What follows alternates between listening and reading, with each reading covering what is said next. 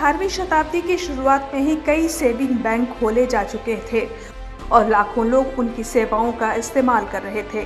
जब अमेरिका के लोगों ने इन बैंकों का फायदा देखा तो उन्होंने भी इसी तरह का बैंक अमेरिका में खोलने की तैयारी की।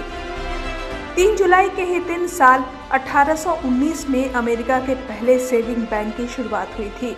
शुरुआत में अखबारों में इसे गरीबों का बैंक कहकर प्रचारित किया गया। इस बैंक को खोलने का उद्देश्य समाज के निचले तबके को बैंकिंग सिस्टम से जोड़ना और उनकी सेविंग को सुरक्षित करना था। इस बैंक की शुरुआत का श्रेय थॉमस एडी को जाता है। थॉमस ने 25 नवंबर 1816 को इस बारे में पहली मीटिंग की थी। कई मीटिंग के बाद बैंक का एक लिखित संविधान तैयार किया गया था और बैंक को सेविंग बैंक ऑफ न्यूयॉर्क नाम दिया गया। तय किया गया कि $5 से $50 तक के डिपॉजिट पर 5% सालाना ब्याज दिया जाएगा। इससे ज्यादा की राशि पर ब्याज दर 6% होगी। ग्राहकों को एक डायरी भी दी जाती थी जिसमें लेन देन का सारा हिसाब किताब होता था। आज ही के दिन 1819 में इस बैंक की शुरुआत हुई थी। इतिहास के दूसरे अंश में बात लोकमान्य बाल गंगाधर तिलक की।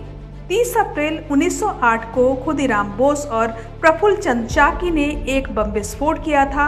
इस विस्फोट का निशाना जज किंग्सफोर्ड थे, लेकिन हमले में वो बच गए और 2 ब्रिटिश महिलाओं की मौत हो गई।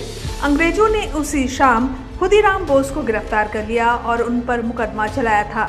लोकमान्य बाल गंगाधर तिलक ने इन दोनों क्रांतिकारियों के पक्ष में अपने अखबार केसरी में लिखा था। इसी वजह से 3 जुलाई यानी आज ही के दिन साल 1908 में अंग्रेजों ने तिलक को गिरफ्तार किया था। उन्हें 6 साल की सजा सुनाई गई थी और जेल में डाल दिया गया था।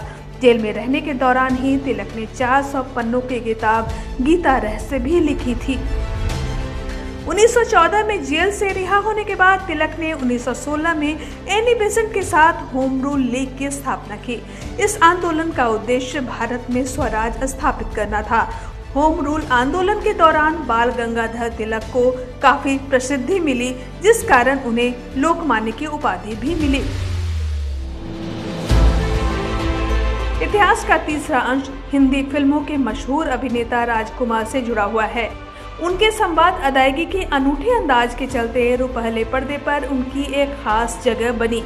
हिंदी सिनेमा को कई बेहतरीन फिल्में देने वाले दिग्गज एक्टर राजकुमार का आज ही के दिन 1996 को कैंसर की बीमारी से जूझते हुए निधन हो गया था।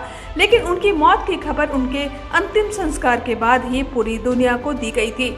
आपको जानकर हैरानी होगी कि जब एक्टर का निधन हुआ था तो उनके अंतिम संस्कार में एक भी सेलेब्स शामिल नहीं हुए थे।